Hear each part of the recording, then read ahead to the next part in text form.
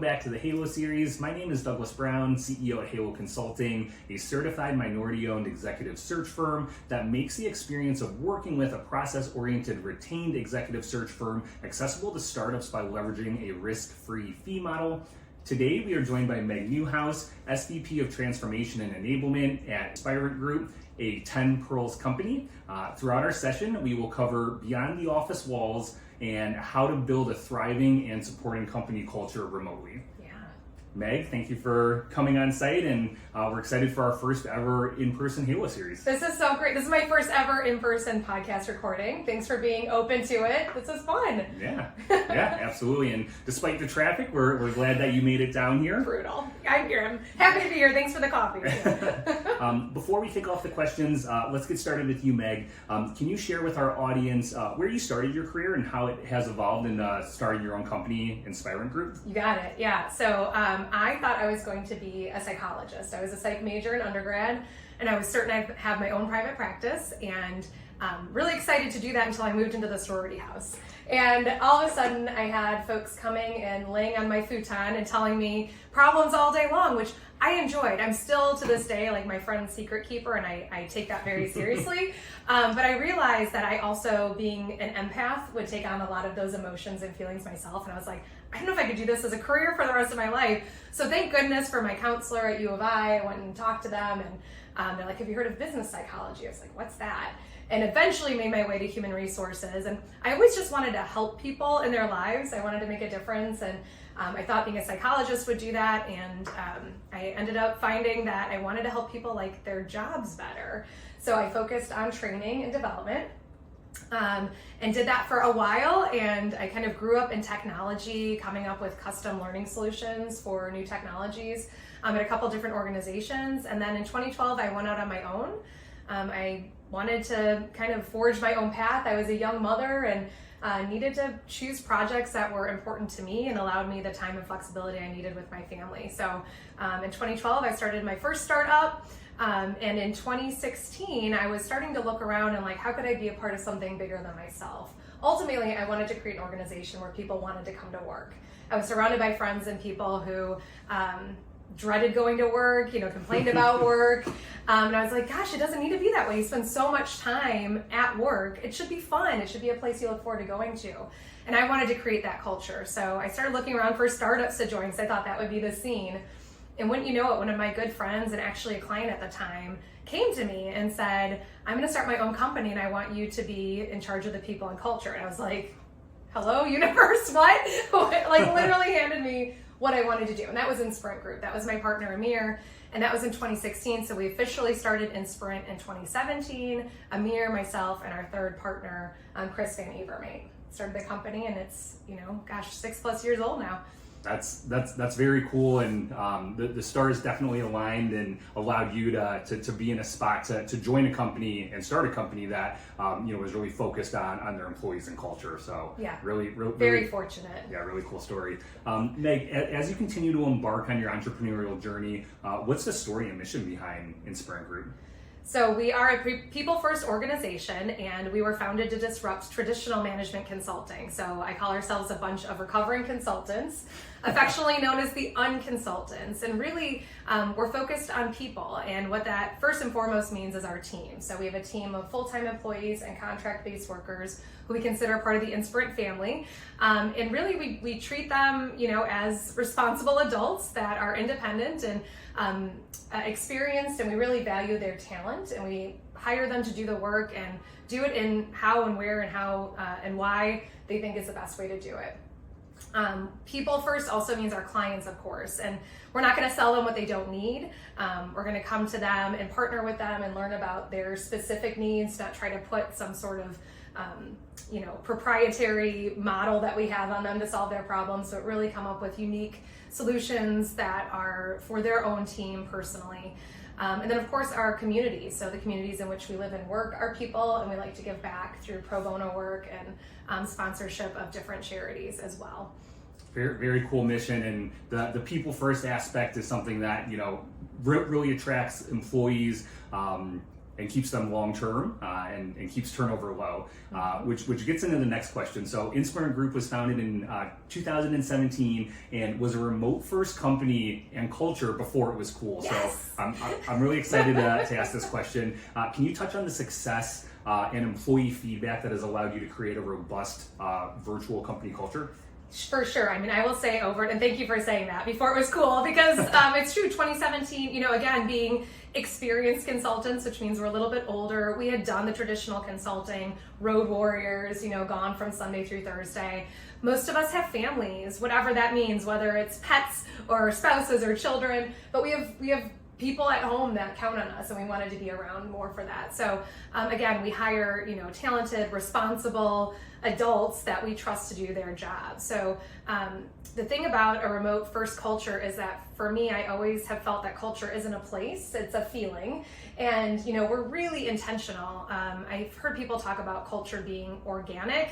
And I think it can be, but that doesn't necessarily mean it's going to be the culture that you want. I really do think that you need to put in time and energy and effort every single day, honestly, to build the culture that you want to have. And so for Inspirant Group, that was one of trust and transparency, and it was all centered around our core values. So we developed those core values very early on in the formation of Inspirant Group, even when it was just the three of us, the three founders.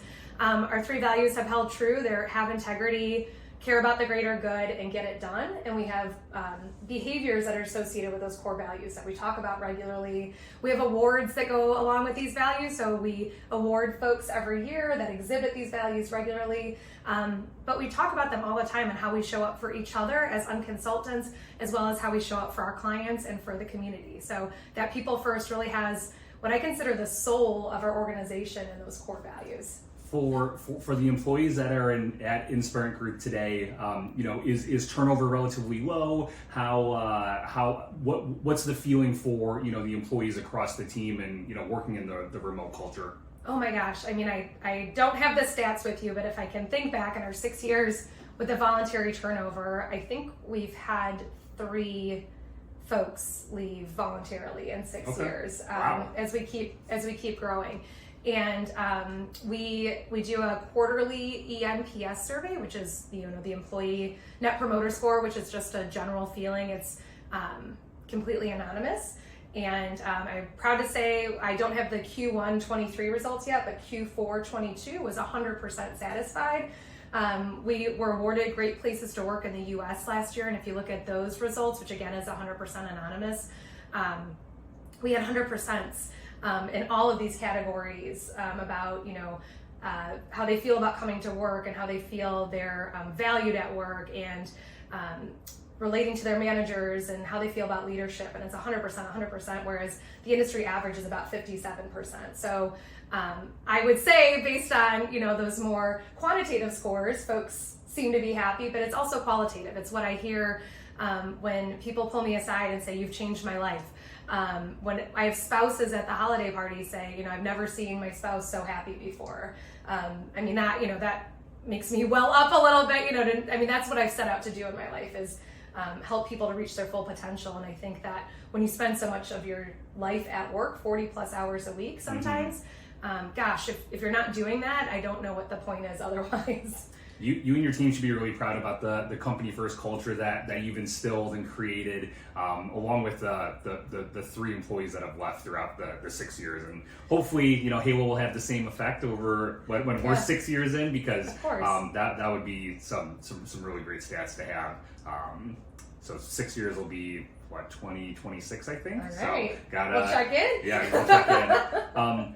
Moving on to the next question, Meg, how does the Inspirant Group maintain and evolve its company culture while keeping the needs and well-being of your employees at the forefront of the decision-making process? So we are always asking for feedback. We're a culture built on feedback. We do this in many different ways. We have anonymous surveys, like I mentioned. We also encourage our employees to ask for feedback personally. So we have feedback links that they can send out both to the full-time employees that they work with as well as the contract-based workers, because again, those contract-based workers are part of our culture. That was really important to me when I had my first business that I mentioned I started in 2012. I was often brought in as a contract-based worker, and it was like a Frankenstein project. Like I was the instructional designer and there was the project manager and the graphic designer. We were kind of like cobbled together like this kind of monster without really any, thread tying us together. No values, just kind of like you do this, and I'm not even going to show you how that fits into the grand scheme of things. It was all very strange. So when Amir, Chris, and I started this company, I said, look, if we're going to have a model where we rely on contract-based workers, they need to feel like they're a part of Inspirant Group. So to the extent of the law that we can incorporate them in our culture, it's going to be really important to do that. So we always ask for their feedback, both from our full-timers as well as from our contract-based workers, and we act on their feedback. And I hear that over and over again. So, what we'll advise our clients is don't ask for feedback if you're not ready to take action. So you need to be able to hear it, you need to be able to process it, you need to be able to put things into effect immediately. We were recently acquired. It's less than 2 weeks old now, and as part of this, it's very exciting. Congrats. On this journey. Maybe we could do a follow-up to this where I could talk about what's happened between acquisition and whatever X days out. But, even in the less than 2 weeks, we immediately implemented a feedback loop for our employees, and we're able to take action right away. Somebody said you should have another all-hands meeting. So yesterday I opened up a office hours with Meg. And so I just had a Teams meeting open for an hour. People could pop in and ask questions, but that was based on feedback that we received right away. Someone else said we should have members from the new company come to some of our meetings to introduce themselves, and so we can get to know them better. And so that's something we're also putting into action. So being able to ask for feedback and take action on it. Another way that we keep the culture fresh, so I mentioned the core values we instilled when I took over as CEO in 2020. Annual pillars. So the core values, as I mentioned, are the soul. They're always there. They're the thread of the company. But these pillars are ways for us to level up our game every year, I guess. They're just things for us to think about and how we interact with each other, how we behave.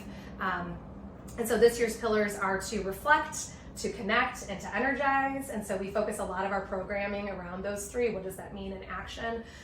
Also this year we're offering a program around DEI. So our team has taken an intercultural diversity assessment that we're working through with an outside vendor in a very regular way to grow our understanding of interacting with our own culture as well as other cultures. So we're constantly looking for ways to improve together, which creates, bonding experiences, shared experiences that we can reflect on and learn more about each other and just grow together. I know I've said this once and I'll say it again. It sounds like the company culture at Inspirant Group is really superb. Are you guys hiring today?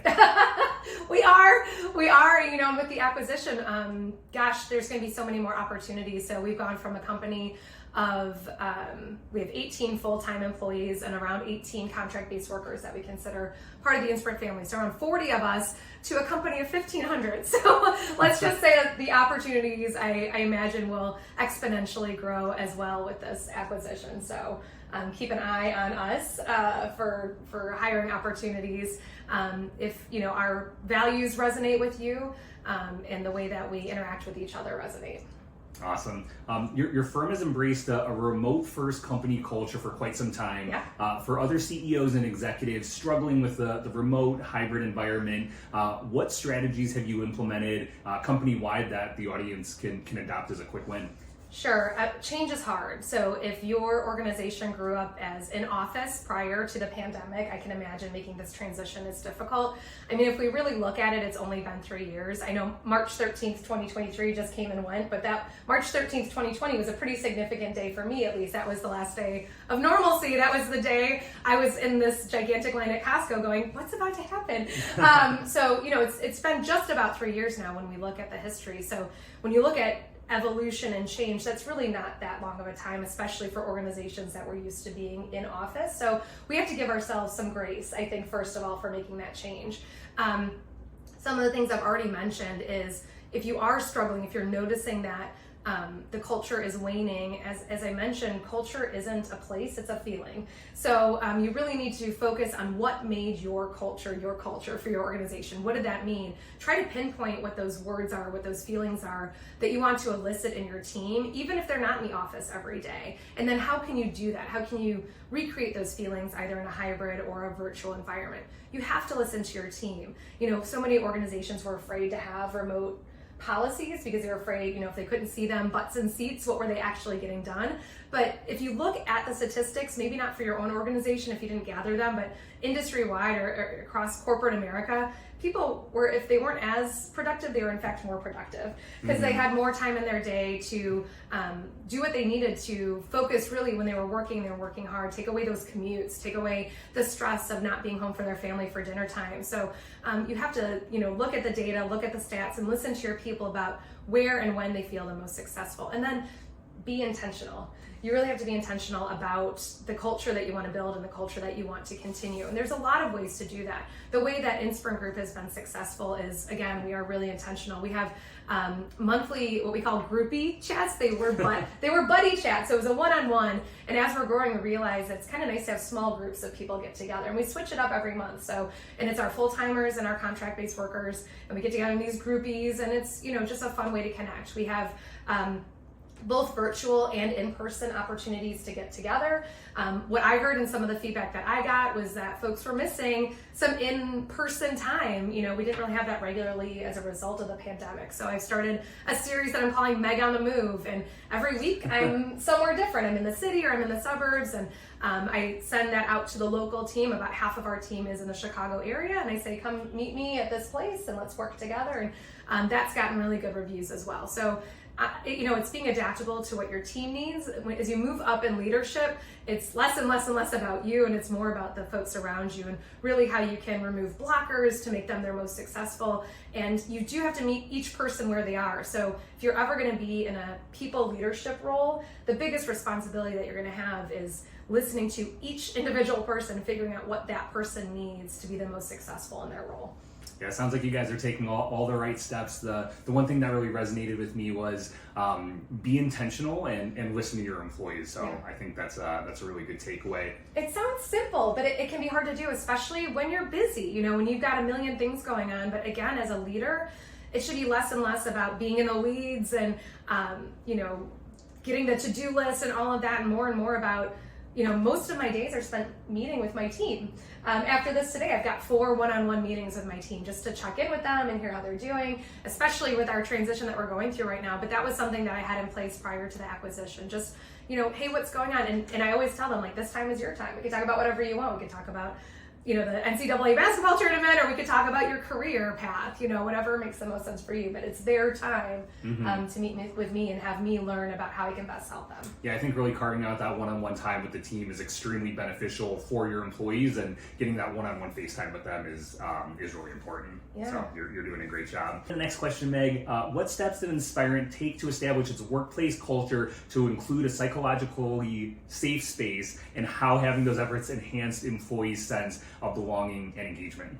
Psychological safety is huge in the workplace. And if you aren't familiar with this term, I highly recommend Googling Amy Edmondson, psychological safety.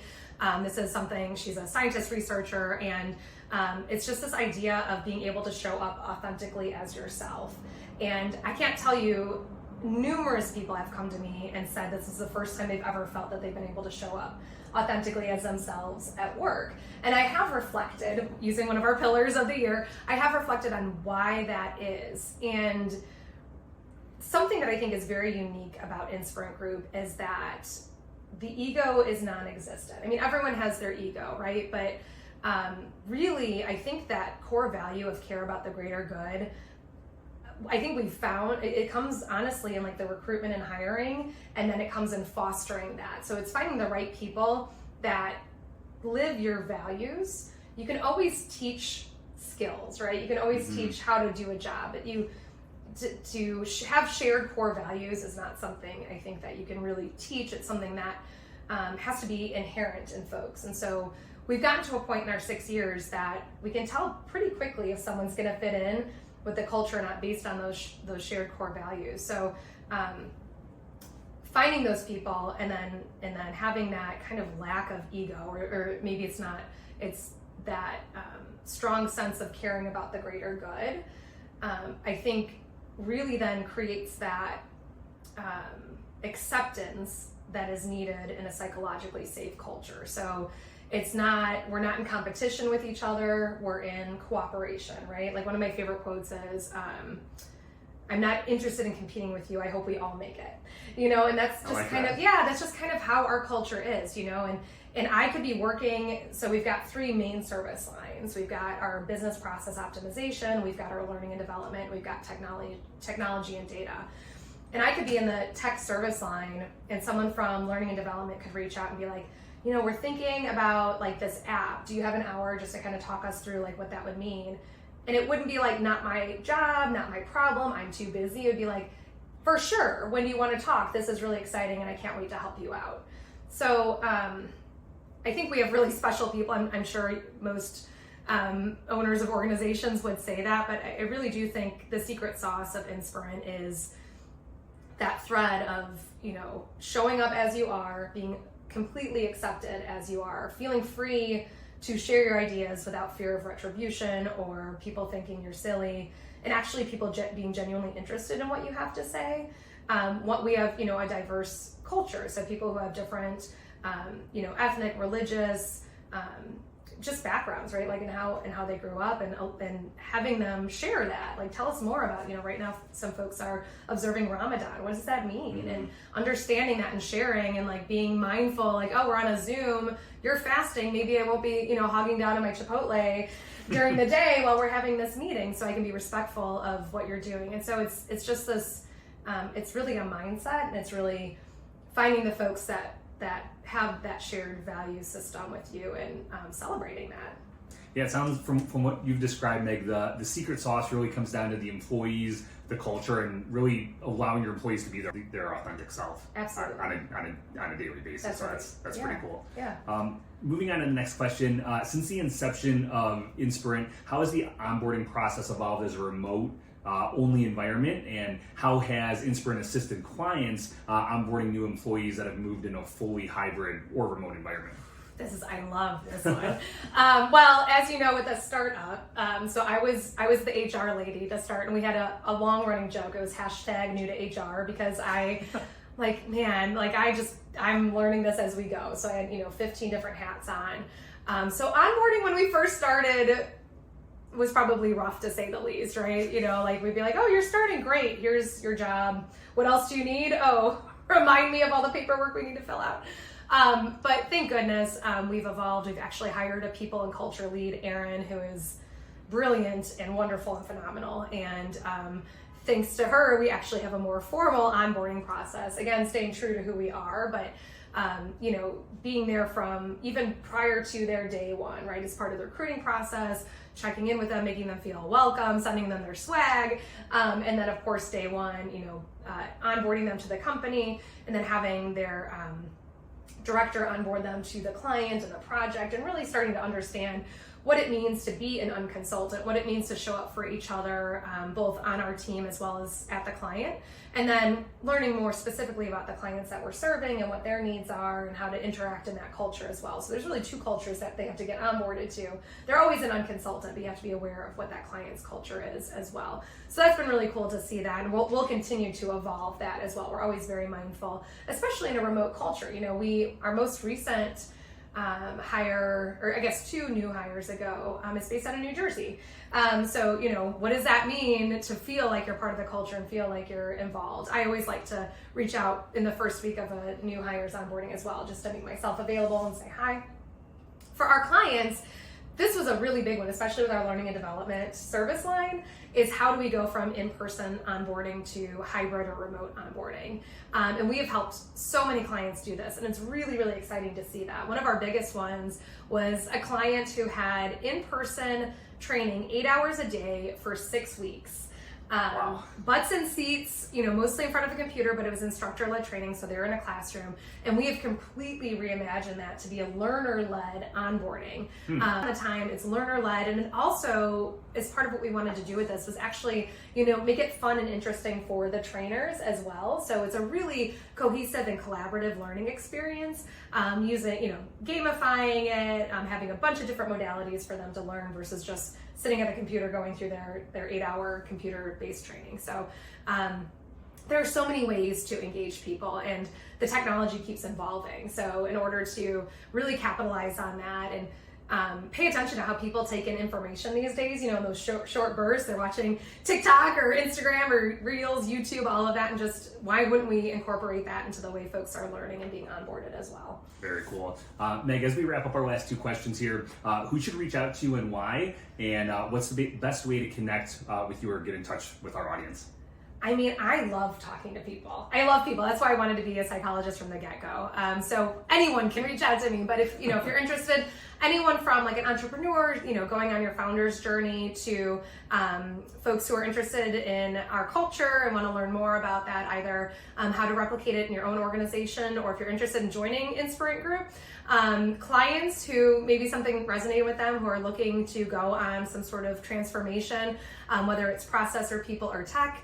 I'm open to any sort of conversation in that way. And the best way to find me is on LinkedIn.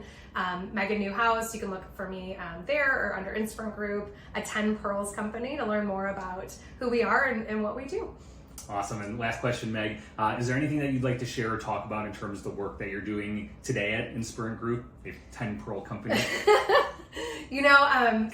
So we underwent this acquisition to really expand our offering. So now we do offer end-to-end transformation services. Everything from that initial spark of inspiration, it really takes someone saying, I think we can do things differently. I think we can do things better, but I don't know where to get started. Those are the folks we really love to talk to.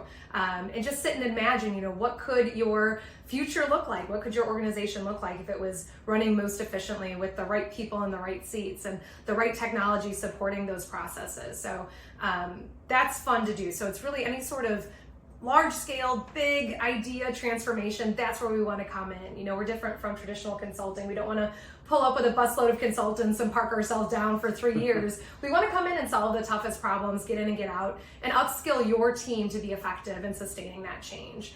It really all starts with a conversation, and conversations are free.